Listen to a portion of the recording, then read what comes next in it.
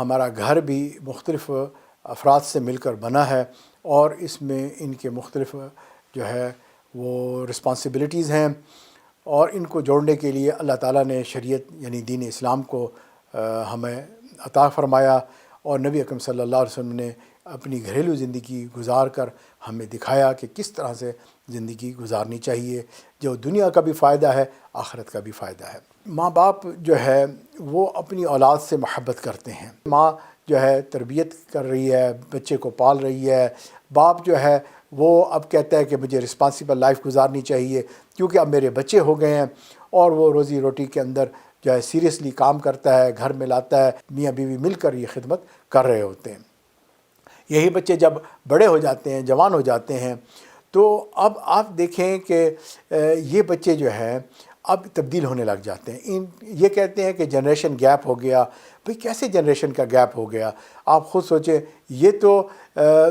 ایسے اٹیچ تھے ایک دوسرے کے ساتھ، اتنی محبت تھی ان کی نیندیں قربان تھیں، ہر چیز جو ہے وہ اپنی اولاد کے لیے کر رہے تھے، اور اب یہ جنریشن میں گیپ کیسے آ گیا؟ لیکن لگتا ہے سوچ کا فرق پڑ گیا۔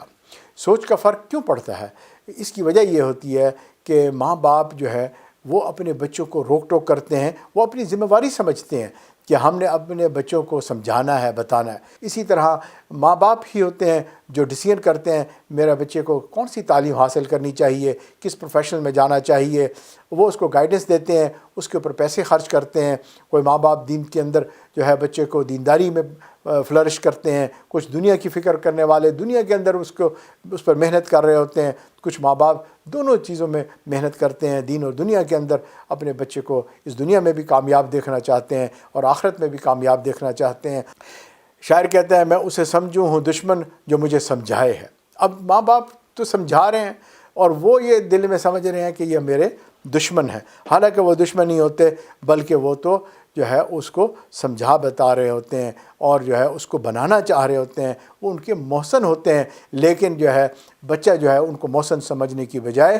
وہ ان کو اپنا دشمن سمجھنے لگ جاتا ہے، اور یہی وجہ ہوتی ہے جنریشن میں گیپ آنے کی کہ بچے کی سوچ بدل جاتی ہے، ماں باپ کی سوچ نہیں بدلتی۔ اب یا تو ماں باپ بھی اپنی سوچ کو تھوڑا سا ٹھیک کر لیں کہ یہ بچے جو ہے اب بڑے ہو چکے ہیں، جوان ہو چکے ہیں، ہم ان کو اگر اس طرح سے روک ٹوک جیسے پہلے کرتے تھے اس وقت اور بات تھی، اب ہمیں ذرا ان کی سائیکالوجی کو جو ہے وہ ڈیل کرنا ہے اور طریقے سے سمجھانا ہے۔ لیکن بات یہ ہے بھئی ہر ماں باپ کوئی سائنس پڑھے ہوئے نہیں ہوتے، ہر ماں باپ نے چائلڈ سائیکالوجی نہیں پڑھی ہوتی کہ وہ اتنی جو ہے سمجھداری کے ساتھ ان ساری چیزوں کو کر رہے ہوں۔ ان کے اندر اپنی کمی بیشی ہوتی ہے، انہوں نے شاید ان سکولوں میں نہیں پڑھا ہوتا جہاں آج ہمارے بچے جو سبجیکٹس پڑھ رہے ہوتے ہیں، تو لہٰذا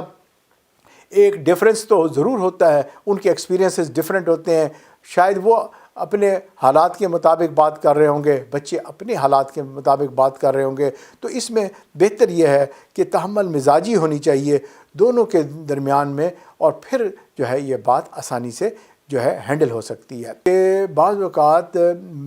بچے جو ہے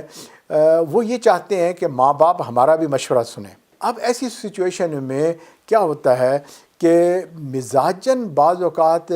بعض بچے ماں باپ کے زیادہ قریب ہوتے ہیں، وہ اس لیے قریب ہوتے ہیں کیونکہ ان کو بات چیت کرنے کا طریقہ سلیقہ آتا ہے، وہ جو ہے ماں باپ کا ادب بھی کر رہے ہوتے ہیں، بعض بچے ڈائریکٹ بات کرتے ہیں، بعض بچے بڑے ضدی قسم کے نیچر کے ہوتے ہیں۔ تو اگر مشورے پہ عمل کر لیا، آپ نے ان کو اپنے ساتھی بنایا، کوشش کیا، بچے میں احساس برتری پیدا ہو گئی۔ اسی طرح اگر فرض کیا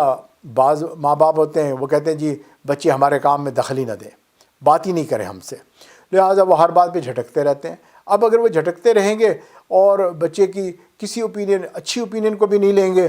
تو یہ بچے مرجھا جائیں گے، تو لہٰذا کیا ہوگا کہ یہ بچوں میں احساس کمتری پیدا ہو جائے گی۔ تو اور جب احساس کمتری یعنی ڈپریشن ہونے لگ گئی،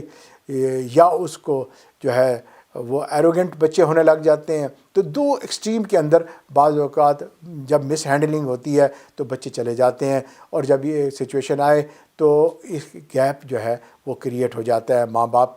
کے جذبات، کیفیات اور ان کی سوچ میں، اور بچے کی کیفیات اس کی سوچ میں اور اس کے جذبات میں، اور یہ ایک ڈسٹنس ہوتے چلے جاتے ہیں۔ تو اگر بچے بھی اس چیز کا خیال رکھیں گے کہ ہم ماں باپ کو جو عمر میں ہمارے سے بڑے ہیں اور ان کو ایک ہینڈلنگ کرنے کا ایک طریقہ ہے، اس طرح ہینڈل کریں گے تو ہمیں آسانی ہوگی اور ماں باپ صحیح ہینڈل ہو جائیں گے۔ اور اسی طرح اگر ماں باپ بھی تحمل مزاجی سے اور جو ہے اس کو پال پوشن اس کا کرنا سب چیز کو ایک اچھے طریقے سے کریں گے تو یہ کام آسان ہو جائے گا۔